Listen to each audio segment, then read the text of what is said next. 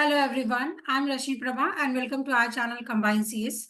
In this video, we are going to discuss the questions which has been asked in June 2024 examination. जिसका examination आज हुआ है 18th of June 2024 और हम computer science के question paper को discuss करेंगे। ये जो क्वेश्चन मैंने लिया है that is taken from the set Y.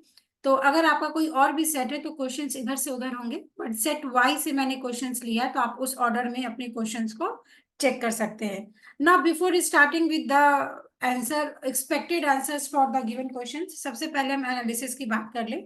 तो क्वेश्चन पेपर मेरे हाथ में है। अगर हम पेपर वन की बात करें, ओके, तो पेपर वन को अगर आप देखते हैं, पेपर वन में जो क्वेश्चंस था it was moderate level, easy to moderate level का क्वेश्चन था। क्वेश्चंस पेपर वन में बहुत सारे प्रीवियस ईयर क्वेश्चन पूछे गए हैं और साथ में कुछ न्यू कॉन्सेप्ट्स के भी क्वेश्चन पूछे गए हैं। और न्यू कॉन्सेप्ट्स पुराने कॉन्सेप्ट दोनों को मिला के क्वेश्चन पूछा गया है। अगर हम रीडिंग कॉम्प्रिहेंशन की बात करें it was easy, data interpretation की बात करें वो भी इजी था। बट यस, क्वेश्चन पेपर का जो पैटर्न है ऑफलाइन एग्जामिनेशन होने की वजह से paper was very time taking question paper, because almost आपके 80% ऐसे क्वेश्चंस थे जो उन्होंने सीक्वेंस में अरेंज करने के लिए पूछा है। अब सीक्वेंस में अरेंज करने में ये होता है कि आप जो सोच रहे हैं that is open ended question. Basically the question was open ended. Open ended question में ये होता है कि आपको लगता है कि आपका आंसर ए है, बट एंटी उसका आंसर बी दे सकता है, सी दे सकता है या फिर डी दे सकता है। तो ये एक प्रॉब्लम आती है। न्यूमेरिकल क्वेश्चंस बहुत कम थे कंप्यूटर साइंस में। अगेन न्यूमेरिकल क्वेश्चंस कम होने की वजह से फिर कट ऑफ की प्रॉब्लम आ जाती है, बिकॉज न्यूमेरिकल में आपको पता है कि आपका ये एग्जैक्ट आंसर है।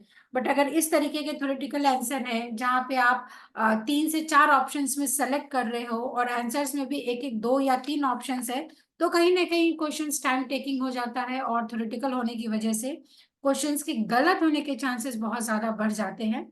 तो paper was not very tough, paper was not very easy, paper was of moderate level including paper one as well as paper two. But हाँ, पेपर बहुत लेंदी था। अगेन काफी सारे स्टूडेंट्स हैं जिनके क्वेश्चंस छोटे हैं, तो आपको अपने टाइम पे बहुत ध्यान देना है। और इस बार का पेपर देख के तो ऐसा लग रहा है कि बेसिक्स पे बहुत ज्यादा ध्यान देने की जरूरत है और बेसिक्स में ही आपको जो बेस्ट मेथड है क्वेश्चंस को सॉल्व करने का वो इलिमिनेशन मेथड है। So this was the analysis for today's examination. I hope आप सभी के एग्जामिनेशन अच्छे गए हो। और अभी आज के इस सेशन में मैं 20 क्वेश्चंस डिस्कस करूंगी और उसकी मैं कंप्लीट डिटेल्स के साथ आपको आंसर बताऊंगी। तो ऑन एन एवरेज आप मान के चलिए यही आपके करेक्ट आंसर है, because already we have tallied the answer. But still हो सकता है 1 से 2 क्वेश्चन आपके जो रिवाइज्ड आंसर शीट आई एनटीए की तरफ से तो 1-2 चेंजेस हो सकते हैं। बट स्टिल आप हमारे साथ बने रहिए, हमारे चैनल के साथ बने रहिए if you are new to our YouTube channel. और ये पार्ट 1 वीडियो है, अगेन पार्ट 2 वीडियो कल परसों में आ जाएगा और पूरे क्वेश्चंस को हम डिस्कस कर लेंगे। तो अगर आप नए हैं तो चैनल को सब्सक्राइब करके रखें for all the upcoming videos. Now this is the paper from set Y. Paper 2 computer science discuss करेंगे हम। जो सेट वाई है, सेट वाई की अगर हम बात करें, पहला क्वेश्चन था the input output methods in which memory address and input output addresses are distinct। मतलब आपको ऐसे इनपुट आउटपुट मेथड्स के बारे में बताना था जिसमें डिफरेंट होता है, इनपुट आउटपुट एड्रेस भी डिफरेंस होता है, मेमोरी एड्रेस भी डिफरेंस होता है। तो यहाँ से एक सिंपल सा वर्ड समझ में आता है दैट इज आइसोलेटेड। अगर हम आइसोलेटेड की बात करें इसका मतलब ही होता है अलग अलग, है ना। तो अगर आप इस कीवर्ड को भी अगर आप पकड़ते, डिस्टिंक्ट का मतलब डिफरेंट है, आइसोलेटेड का मतलब अलग अलग। तो अगर आप ऑप्शन देखेंगे किसी भी ऑप्शन में ए नहीं है, तो यहाँ से क्लियरली समझ में आता है कि ऑप्शन ए ही आपका करेक्ट होगा। इसके बाद जो पूरा आपका सीपीयू है दैट इज कंप्यूटर आर्किटेक्चर है, मेमोरी मैप्ड पे आपका बेस्ड होता है। क्योंकि अगर हम हैंड शेकिंग की बात करें तो हैंड शेकिंग में आपका 2 वे कम्युनिकेशन होना चाहिए। इंटरप्ट की बात करें तो वहां पे भी डिस्टिंक्ट नहीं होता है। तो इस तरीके से अगर आपको एक ऑप्शन नहीं पता है तो आप इलिमिनेशन मेथड से सॉल्व कर सकते हैं। तो ध्यान से समझिए इलिमिनेशन मेथड का क्या है। डिस्टिंक्ट पूछा है, डिस्टिंक्ट का मतलब होता है डिफरेंट, ठीक है। तो आपका आइसोलेटेड का भी मतलब इंडिपेंडेंट होता है। इट मीन्स कोई भी अगर आंसर होगा मोस्ट अप्रोप्रिएट है तो ए आंसर तो 100% होना ही चाहिए। तो अगर आप ऑप्शन ही मैच करेंगे तो सिर्फ एक ही ऑप्शन में ए है तो आप इसको इजिली आंसर में लगा सकते थे। अगर आपको कॉन्सेप्ट नहीं मालूम है तब की मैं बात बता रही हूँ। और इसका correct answer option number A होगा, जिसमें आइसोलेटेड और memory map both are used to give the address distinctly. Okay. Now 52 was a very basic question based on the Boolean laws. Okay. और यहाँ पे सिंपली आपको पूछा है डुअल, तो डुअल का मतलब क्या है, आप 0 को 1 से कन्वर्ट करेंगे, 1 को 0 से कन्वर्ट करेंगे। अगेन जो आपका मल्टीप्लीकेशन है वो प्लस से चेंज होगा, प्लस आपका मल्टीप्लीकेशन से चेंज होगा। तो इजीएस्ट मेथड है कि आप किसी भी एक को सॉल्व करिए और इधर से मैच कर लीजिए। अगर आप इसको ही सॉल्व करेंगे सो दिस इज डॉट, ये प्लस हो जाएगा, ठीक है, ये आपका प्लस हो जाएगा, ये आपका डॉट हो जाएगा, and 0 will be converted to 1, तो x प्लस वाई। तो आपको सिर्फ आंसर्स को मैच करना था, तो a की बात आ जाएगी 2। अगर a की बात 2 आएगी तो देखिए ये जो पेपर है यहाँ पे इसी तरीके से क्वेश्चन सॉल्व करने का तरीका है। आज आपको ऑफलाइन क्वेश्चन पेपर मिला था, आप रफ शीट यहाँ पे ही यूज करिए। और जब मुझे ये समझ में आ रहा है कि ऑप्शन ए का ये ऑप्शन मैच हो रहा है, इसका मतलब ये और ये तो होगा ही नहीं, तो एग्जामिनेशन में इसको तुरंत आपको एलिमिनेट करना है। और जो आपको ये प्रॉब्लम आ रहा था कि टाइम नहीं सेव हो रहा, तो देखिए अगर आप ए का निकाल चुके हैं तो आप यहाँ पे क्लियरली देख सकते हो बी का निकालने की आपको बिल्कुल भी जरूरत नहीं है, ठीक है। तो बी को, जो जिन लर्नर का ये क्वेश्चन पेपर है उसने बी को टच भी नहीं किया है, और आप इजिली देख सकते हैं बी थोड़ा लेंदी है। उसके बाद आपको क्या करना है, अगर एक सी भी सॉल्व कर लिया तो आपको आंसर मिल जाएगा, तो सी सॉल्व कर लीजिए, यहाँ पे प्लस हो जाएगा, डॉट हो जाएगा, यहाँ पे 1 हो जाएगा। अगर आप इसको सॉल्व करेंगे देन सी का मैच होगा थर्ड के साथ। तो ये मतलब ये क्वेश्चन ऐसा था जो 10 सेकंड में सॉल्व होना था। तो अगर ऐसे लर्नर्स जिनको ये लगता है कि मुझे टाइम मैनेजमेंट करने में प्रॉब्लम आ रही है, तो आपको थोड़ा अपना स्किल भी देखना होगा कि एनटीए में किस तरीके से आप अपने स्किल पे काम कर सकते हैं कि आप बहुत फास्ट क्वेश्चन पेपर को सॉल्व करिए। तो ये 2 क्वेश्चन में मैंने ये समझाया कि अगर आप ये ऑप्शन नहीं भी पढ़ के गए हैं, फिर भी आप अगर इलिमिनेट करें या तुक्का लगाएं तो इस तरीके से तुक्का लगाएं, ठीक है, थोड़ा कॉमन सेंस लगा के। 52 की बात करें, 52 तो डुअल है, बहुत इजी क्वेश्चन था। अगेन 53 की बात करें, ये कंपाइलर का जो फेजेस होता है, ये तो हर बार पूछा जाता है कंपाइलर के फेजेस से। सिमेंटिक एनालिसिस की बात करें, type conversion is a function which is done by semantic analyser. तो अगर आपको 100% श्योरिटी है तो आप ये लगाएंगे, विद इन 5 सेकंड में सॉल्व होने वाला क्वेश्चन है। अदरवाइज अगर हम बात करें टोकन, टोकन आपका सेकंड फेज में होता है, लूप ऑप्टिमाइजेशन लास्ट के फेजेस में होता है, डेटा फ्लो भी लास्ट के फेजेस में होता है। तो ऐसे भी आप एलिमिनेशन मेथड से सॉल्व कर सकते हैं। 54 की बात करें, this is taken from the group theory, Z set of integer है, यहाँ पे ये मल्टीप्लीकेशन ऑपरेटर है जो ग्रुप को फॉर्म कर रहा है। और आपको यहाँ पे पूछा है स्टार क्या रिप्रेजेंट करता है।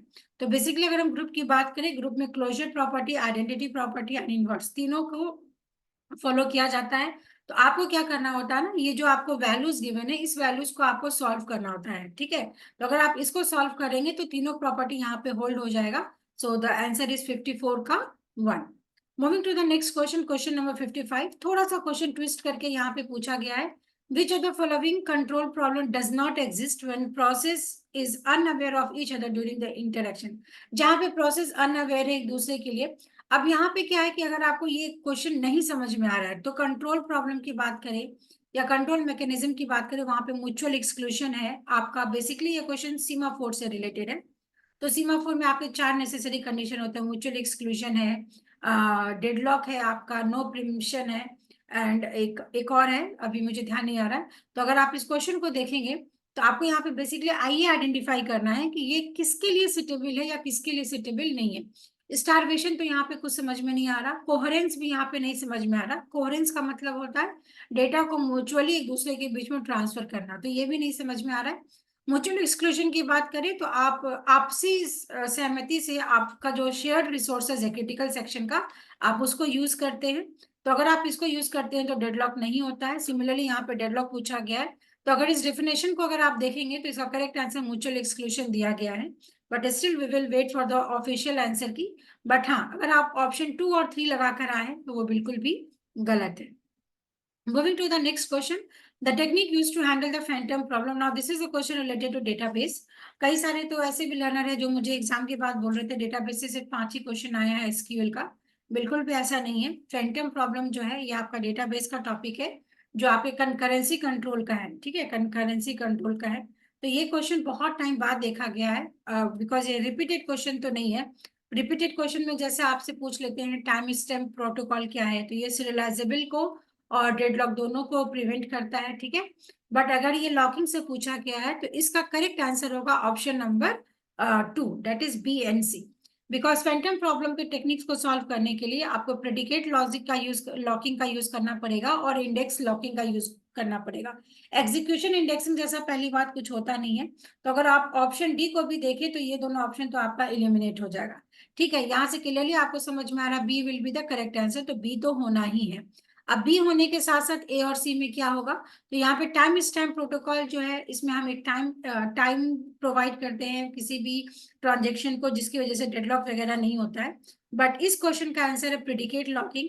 ओके, तो बेसिकली फैंटम लॉकिंग है क्या? Phantom locking means it arises when two transaction logically conflict even though they do not lock a common data item. मतलब वो किसी भी एक कॉमन डेटा आइटम पे नहीं है, बट स्टिल वो एक दूसरे को लॉक करने की कोशिश कर रहा है logically. So that is the meaning of Phantom. तो अगर आपको ध्यान होगा डेटाबेस में जो रिकवरेबल शेड्यूल्स होते हैं, तो वहां पे एक फैंटम प्रॉब्लम भी पढ़ाया जाता है कि आपका अगर दो ट्रांजेक्शन है या दो शेड्यूल है, ठीक है, फैंटम प्रॉब्लम का मतलब है कि आप उस डेटा को रीड या राइट करने की कोशिश कर रहे हैं जो सिस्टम में है ही नहीं। So that is Phantom problem. तो उससे मिलता जुलता ये क्वेश्चन है, इसका करेक्ट आंसर ऑप्शन नंबर 2 होगा, तो आप मैच कर लीजिएगा। Again this is a very easy question, techniques for performing input output operation. मतलब अगर ये नहीं भी पता फिर भी आपको पता है कि इनपुट आउटपुट, अगर मुझे सिस्टम में अभी कनेक्ट भी करना है, मैंने माउस कनेक्ट किया है, पेनटैब कनेक्ट किया है, चार्जर कनेक्ट किया, तो मैं क्या कर रही हूँ, मेरा जो भी इनपुट आउटपुट है उसको मैंने कनेक्ट किया। अगर कोई मुझे इंटरप्ट जनरेट करना है तो भी हो सकता है, अगर मुझे कोई डायरेक्टली एक्सेस करना है तो भी हो सकता है। तो टेक्निक की बात करें so A B D is the correct answer for this question. इसमें कुछ भी एक्सप्लेन करने जैसा नहीं है। Again this is the question जो आईसीटी में भी पेपर 1 में भी पूछा और पेपर 2 में भी पूछा है। अब इससे इजी क्वेश्चन क्या आएगा कि आपको फास्टेस्ट से लोएस्ट पूछा गया है, ठीक है। तो अगर आप क्लियरली देखेंगे कि तो आप CPU register is the fastest, तो ये दो ऑप्शन तो आपका ऐसे एलिमिनेट हो जाएगा। उसके बाद यहाँ पे इन्होंने correct answer is option number 2। But अब यहाँ पे मैं आपको एक चीज बता दूं, ऑल्दो अगर आप ऑप्शन को देखेंगे तो 2 करेक्ट आंसर आएगा, बट स्टिल अगर आप इसको गूगल भी करके देखेंगे तो CPU static RAM dynamic RAM, ठीक है, फास्टेस्ट से हम लोएस्ट की तरफ जा रहे हैं। इसके बाद आपका यहाँ पे हार्ड डिस्क होना चाहिए और फिर मैग्नेटिक टेप होना चाहिए, ठीक है, क्योंकि ये सबसे ज्यादा स्लोएस्ट होता है मैग्नेटिक टेप। बट अगर आप ऑप्शन को देखेंगे तो सीपीयू रजिस्टर तो सी है, तो इसका मतलब 1 और 4 तो एलिमिनेट हो जाएगा। उसके बाद यहाँ पे सी फर्स्ट ऑप्शन है, सी फर्स्ट ऑप्शन है, और दोनों में आपका ई ऑप्शन है। तो मतलब मेरे हिसाब से तो इसका ग्रेस मिलना चाहिए सबको। बट एनटीए किसको करेक्ट मानेगा मालूम नहीं, बट आप लगा सकते हैं option 2 is the correct answer, ठीक है। अदरवाइज इसका जो this is the correct order for this question. Now this is the question from software engineering, the ratio of error found before software delivery and to the total errors before and after is called. ना अगर ये question थोड़ा ध्यान से भी अगर आप पढ़ते तो ये स्पेसिफिसिटी की कोई बात नहीं हो रही है, थ्रूपुट की बात नहीं हो रही है, क्योंकि थ्रूपुट का मतलब होता है किसी की एफिशिएंसी को जानना, ठीक है। एक्यूरेसी, ठीक है, आप एरर्स को देख के एक्यूरेसी लगा सकते हैं, बट आप यहाँ पे क्या करें, एरर फाउंड कर रहे हैं बिफोर और आफ्टर, और उसको रिमूव भी करना होता है ना, तभी तो आप एरर फाउंड करने की कोशिश करें। इसका मतलब this is one of the technique which is known as defect removal efficiency. तो इसका करेक्ट आंसर हो जाएगा option number 3। Moving to the next question, ये क्वेश्चन आपका प्रोबेबिलिटी का क्वेश्चन है, ये सॉल्व नहीं किया है, तो ये नेक्स्ट किसी वीडियो में मैं सॉल्व कर दूंगी। Next question is again very easy question from the programming concept. अब ये क्वेश्चन सिमिलरली आप देखेंगे, मतलब ये तो जब आप बेसिक पॉइंटर्स पढ़ाते हैं किसी भी स्कूल कॉलेज में, तो ये पढ़ाया जाता है, ये आपका पॉइंटर वेरिएबल है, ये नॉर्मल वेरिएबल है। नॉर्मल वेरिएबल में आपने कुछ वैल्यूज असाइन किया, ना this is a pointer variable. p equals to, अगर आप x लिख रहे थे तो एग्जाम में आप ऐसे भी देख लेते, p एक ऐसा वेरिएबल है जो सिर्फ एड्रेस को होल्ड करेगा, क्योंकि वो पॉइंटर वेरिएबल है। तो p equals to x, it can not be written, why, because x यहाँ पे वैल्यू कंटेन कर रहा है और ये यहाँ पे एड्रेस कंटेन कर रहा है, तो ये दोनों आपस में इक्वल नहीं होंगे। तो यहाँ पे आपको क्या जनरेट हो जाएगा, एरर जनरेट हो जाएगा, ये कुछ भी वैल्यूज आपके प्रिंट नहीं होंगे, and this is the correct format, है ना। या तो आप ये लिखेंगे, नहीं तो आप ये लिखेंगे। अगर आपको वैल्यू चाहिए तो आप इस तरीके से एड्रेस के ऊपर उस वैल्यू को प्रिंट करेंगे। तो ये सिंपल सा पॉइंटर का क्वेश्चन था। इसके बाद मैंने कुछ दिन पहले ही आर्टिफिशियल इंटेलिजेंस का जो यहाँ पे अपने चैनल पे लास्ट मिनट रिवीजन नोट्स बनाया था, आपको बोला भी था चैनल पे सिर्फ 2 वीडियो है फजी लॉजी का, वो देख लीजिए, बिकॉज बहुत बेसिक क्वेश्चन दिसंबर में पूछा है। तो जून में उन्होंने क्या पूछ लिया, जून में उन्होंने सिंपली पूछ लिया ए इंटरसेक्शन बी। इंटरसेक्शन का मतलब है दोनों फजी वैल्यूज में से आपको कंपेयर करके मिनिमम निकालना है। तो इसका करेक्ट आंसर हो जाएगा option number 4, Y, because 0.x के मेंबरशिप के लिए 0.3 स्मॉलेस्ट है, X2 की मेंबरशिप के लिए 0.2 स्मॉलेस्ट है, X3 की मेंबरशिप के लिए 0.4 मिनिमम है। ठीक है, तो मिनिमम निकालता है आपका इंटरसेक्शन। इसके बाद ये भी कुछ नया अच्छा क्वेश्चन देखा गया है। Cardinality of A fuzzy set की बात करें तो बेसिकली आप क्या करते हो, टोटल नंबर ऑफ काउंट कर लेते हो कि आपके मेंबरशिप में कितने वैल्यूज हैं, है ना। तो अगर सेट की बात करें तो सेट हम क्या सीखते हैं, सेट कैन बी फाइनाइट और it can be infinite. Set finite भी हो सकता है, इनफाइनाइट भी हो सकता है, बट अगर हम बात करें तो बेसिकली सेट के टर्म्स में वो फाइनाइट ही होता है। बट अगर आप उसको आर्टिफिशियल इंटेलिजेंस के टर्म्स में देखेंगे तो फजी सेट में काफी सारे वैल्यूज होते हैं which can not be counted. तो yes, it can be finite, it can be infinite. तो अब यहाँ पे ये देखना है कि आपको एनटीए क्या आंसर देता है। मेरे हिसाब से इसका आंसर अगर हम सेट को कंसिडर करेंगे तो it must be finite, but yes fuzzy की बात करें तो फजी में इनफाइनाइट भी होता है। तो देख सकते हैं इसमें आंसर क्या देगा। तो देखिए आप ऑप्शन 2 या ऑप्शन 3 करेक्ट आंसर किसको देखा माना जाता है। नेक्स्ट क्वेश्चन है आपका एम्बिगुअस ग्रामर। नाउ अगेन जब आप टीओसी पढ़ते हैं पहले ही आपको पढ़ा जाता है एम्बिगुअस ग्रामर। एम्बिगुअस ग्रामर ऐसा ग्रामर है जिसको कोई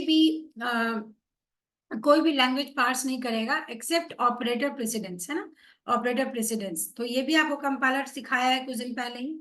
अब कब हम बोलेंगे एम्बिगुअस है तो more than one parse tree होना चाहिए, तो डी ऑप्शन तो होना ही चाहिए। तो आप देखिए 2 ऑप्शन और 4 ऑप्शन तो ऐसे ही एलिमिनेट हो जाएगा। तो ये पेपर में इतने अच्छे से क्वेश्चन सॉल्व किया गया है कि जो नहीं होगा उसको पहले एलिमिनेट करके हटा दो। इससे क्या होता है ना कि आपका टाइम सेव होता है। अब यहाँ पे आप देखो डी आंसर है, डी आंसर है, इसका मतलब क्या है कि अगर आपको बी और सी में कंफ्यूजन था तो ये नहीं होना चाहिए कंफ्यूजन, क्योंकि वो ऑप्शन में ही नहीं है। आइदर ये होगा आइदर ये होगा, तो कहीं पे भी more than one syntax tree की बात नहीं होती है, पार्स ट्री की बात होती है। और more than one derivation, more than one derivation का मतलब है अगर आपके पास लेफ्ट रिकर्शन है और राइट रिकर्शन दोनों है तो हम बोल देते हैं एम्बिगुअस है। ठीक है, सिर्फ लेफ्ट होने से या सिर्फ राइट होने से वो एम्बिगुअस नहीं होता है। लेफ्ट रिकर्शन भी होना चाहिए और साथ में राइट रिकर्शन भी होना चाहिए या फिर उसको पार्ट्स ट्री होना चाहिए।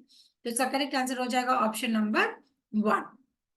Now moving to the next question. Again ये क्वेश्चन आपको किसी भी बुक में नहीं मिलेगा, ना ही ये क्वेश्चन ऐसा है जो किसी भी यूनिट को बिलोंग करता है। मेरे हिसाब से तो किसी भी यूनिट को बिलोंग नहीं करता है। एक सिंपल सा एक डिस्कशन बेस्ड, जिसको मैं बोल रही थी आपको स्टार्टिंग में, ओपन एंडेड क्वेश्चन है। अब ना इस ओपन एंडेड क्वेश्चन में मैं जो आंसर दूंगी ये मुझे लगता है करेक्ट है, बट एनटीए क्या देगा पता नहीं। बट इतना कॉमन सेंस तो मैं यहाँ पे आप देख के बता सकते हैं कि अगर आप ऑप्शन भी एलिमिनेट करेंगे, है ना, तो रिजल्ट कब आएगा, आपको अरेंज करना है स्टेप को मैथमेटिकल मॉडलिंग के थ्रू। ऑब्वियसली हमेशा रिजल्ट आपका लास्ट में इंटरप्रेट होगा। इसका मतलब ई यहाँ पे ऑप्शन तो करेक्ट है, ठीक, ई ऑप्शन करेक्ट है। तो यहाँ पे ये वाला ऑप्शन आपका एलिमिनेट हो जाएगा। उसके बाद अब यहाँ पे पढ़ लीजिए, आपको क्या लगता है बी पहले आना चाहिए, डी, तो डी है रिपीट। रिपीट तो कभी भी पहले नहीं आएगा, तो ये ऑप्शन भी आपका एलिमिनेट हो जाएगा, बहुत अच्छी बात। अब आप देखो दोनों में कॉमन है बी, इसका मतलब स्टार्टिंग तो आपकी हो जाएगी यहाँ से, बी से। तो आप सबसे पहले किसी भी मैथमेटिकल इक्वेशन को फॉर्मुलेट करेंगे। अब फॉर्मुलेट करने के बाद जैसे इसने आंसर दिया है 1, तो फॉर्मुलेट करने के बाद या तो मैं सॉल्व करूंगी उसको या नहीं तो मैं सॉल्यूशन को फिट करूंगी डेटा में। अब यहाँ पे ये आंसर दे रहा है एनटीए या ये आंसर दे रहा है, ये बहुत अगेन डाइसी क्वेश्चन है, ठीक है। बट इतना तो करेक्ट है यहाँ पे कि आप रिपीट करेंगे formulation if it fit worst with the data, और उसके बेसिस पे आप उसको फॉर्मुलेट करेंगे। तो अगर आप यहाँ पे देखें तो मेरे हिसाब से इसका करेक्ट आंसर ऑप्शन नंबर 1 होना चाहिए। क्यों? सबसे पहले आप क्या करेंगे, फॉर्मुलेट करेंगे मैथमेटिकली, उसके बाद उसको सॉल्व करेंगे, फिर सॉल्यूशन को फिट करेंगे डेटा में। उसके बाद जो भी फॉर्मुलेट हुआ उसको रिपीट करेंगे जब तक आपके पास डेटा वॉस्ट है, फाइनली डेटा को हम इंटरप्रेट करेंगे। क्योंकि सॉल्व करना और फिर रिपीट करना तो ये मेरे हिसाब से नहीं होना चाहिए। मेरे हिसाब से option number 1 is a correct answer.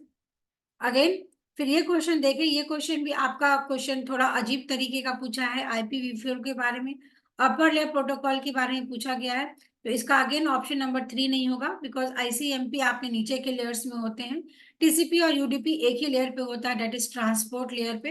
तो अब इसका करेक्ट आंसर क्या है वो मालूम नहीं, बट आपका ऑप्शन नंबर 3 नहीं होगा। और यहाँ पे कुछ पैकेट गिवन है, यहाँ पे पूछा गया पैकेट ड्रॉप किया हुआ, तो ऑब्वियसली इसको I will see and then I will give you the correct answer. तो इसलिए मैंने इसको मार्क करके रखा है। Now moving to this question, this was again very easy question, but हाँ, ऐसा कभी आज तक के नेट में नहीं देखा गया क्वेश्चन कि वो इतने आपको सीक्वेंस बेस्ड क्वेश्चन पूछ रहे हैं ना, और बहुत कंफ्यूजिंग सीक्वेंस बेस्ड क्वेश्चन है। अब बेसिकली हम क्या करते हैं, IPv4 और IPv6 के हेडर का फॉर्मेट याद कर लेते हैं, तो उसी फॉर्मेट से क्वेश्चन पूछा है। जैसे आइडेंटिफिकेशन के बाद फ्लैग होता है, इतना मुझे कंफर्म है। तो डी के बाद ए होता है, डी के बाद ए होता है, डी के बाद ए होता है, डी के बाद ए होता है, ठीक।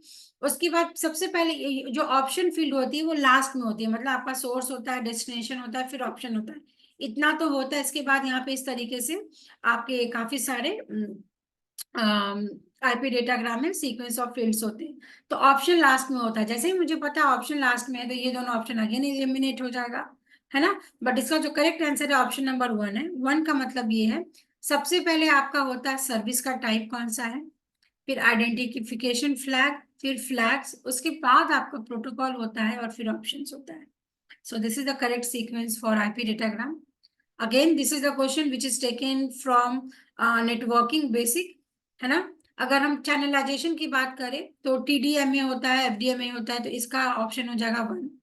बिट ओरिएंटेड की बात करें तो आपका लिंक कंट्रोल, जो डेटा लिंक कंट्रोल होता है, उस पर यूज किया जाता है, that is a bit oriented protocol. Random access की बात करें, अलोहा है, CSMA CD है, pure aloha, slotted aloha. Control access की बात करें तो यहाँ पे आपके reservation, token passing and polling आता है, तो इसका करेक्ट आंसर हो जाएगा ऑप्शन नंबर 2, ठीक है। Option number 2 will be the correct option. Now see, computer graphics से बहुत लोग डरते हैं। अगर कंप्यूटर ग्राफिक्स का अगर आपने सिलेबस भी देखा है तो DDA और Bresenham's, so this are the line drawing algorithm. तो इसमें तो डेप्थ में जाना भी नहीं है, बस ऊपर ऊपर से पढ़ना है। ये कर्व हो गया, ये मिड पॉइंट हो गया, जो सर्किल के लिए होता है, करेक्ट। यहाँ पे लाइन के लिए पूछा है, तो आप ऐसे भी एलिमिनेट कर सकते थे। Now this is a very good question from the artificial intelligence. आपसे पूछा गया है कि नॉलेज को रिप्रेजेंट करने के लिए किस स्ट्रक्चर का आप यूज करते हैं, जो कि मोस्ट प्योरली सिंथेटिक है, मतलब सिंटेक्स पे बेस्ड होता है ना। इस क्वेश्चन को अगर आप देखें, सिंटेक्स हमने क्या पढ़ा, मैंने बोला A implies B, so this is a syntax, तो प्रेडिकेट लॉजिक तो आपका होगा ही होगा। उसके बाद कॉन्सेप्चुअल डिपेंडेंसी की बात करें तो ये बहुत ही ट्रेडिशनल मेथड था, जहां पे आप डेटा स्ट्रक्चर है, जहां पे सिमेंटिक्स पे ध्यान देते हो, सिमेंटिक्स पूछा है, सिंथेटिक है ना, तो that is different. Slot and fillers की बात करें तो ये फ्रेम्स है या फिर स्क्रिप्ट है। स्लॉट एंड फिलर्स की बात करें तो ये इसमें आप सिंटेक्स भी होता है और सिमेंटिक्स भी होता है, तो दोनों होता है।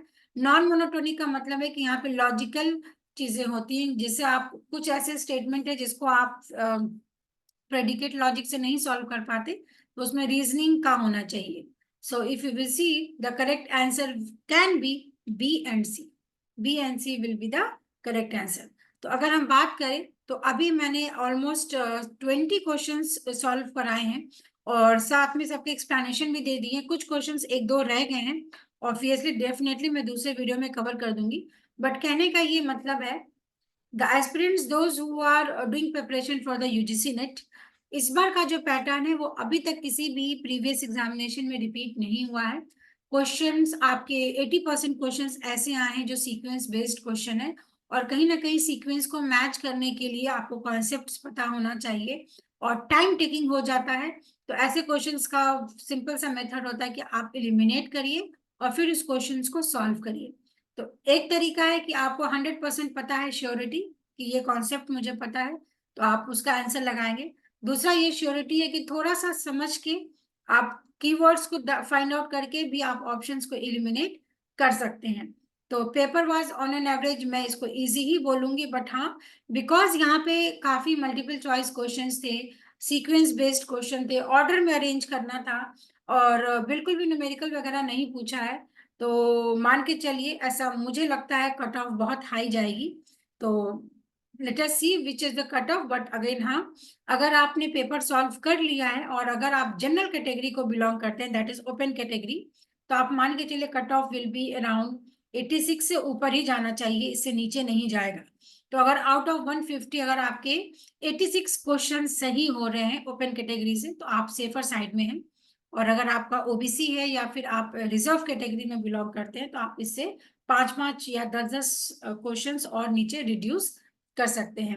इसी तरीके के वीडियोस के लिए चैनल के साथ बने रहिए। Tomorrow again I will come and I will solve the next 20 questions with the explanation. And yes, we are going to start our new batch for the December session. तो अभी से stick होके आपको पढ़ना है, बिकॉज क्वेश्चन अगर offline exam होता है और अगर सेम पैटर्न फॉलो होता है then that will be again difficult. और जैसा मैंने एक चीज और मैं बता देती हूँ आपको। अभी तक ये हो रहा था, 2017 तक आपका 3 पेपर होते थे, 2018 से आपका कंप्यूटर बेस्ड होने लगा है और पेपर 1 पेपर 2 ऐसे आने लगा है। और यहाँ से लेके अभी तक 2023 तक, मतलब ये आपके 5 इयर्स हो गए। पंचवर्षीय योजना में क्वेश्चन का पैटर्न सेम था। हो सकता है 2024 से उन्होंने फिर पैटर्न को चेंज कर दिया हो। तो let us wait for the next upcoming examination, but still सबसे पहले ये है कि आप अगर एग्जाम देकर आए हैं, क्वेश्चन पेपर को लेके बैठिए। क्वेश्चन को जैसे मैंने सॉल्व किया वैसे आप सॉल्व करिए, तो आपको अपने मिस्टेक्स एनालाइज होंगे और इसी क्वेश्चन पेपर पे सॉल्व करिए, बिकॉज रिवीजन के लिए ये इजी होता है। और अगर आपको कोई डाउट है तो you can ask in the comment section. And yes, do subscribe our YouTube channel for all the upcoming videos. Thank you so much for watching us.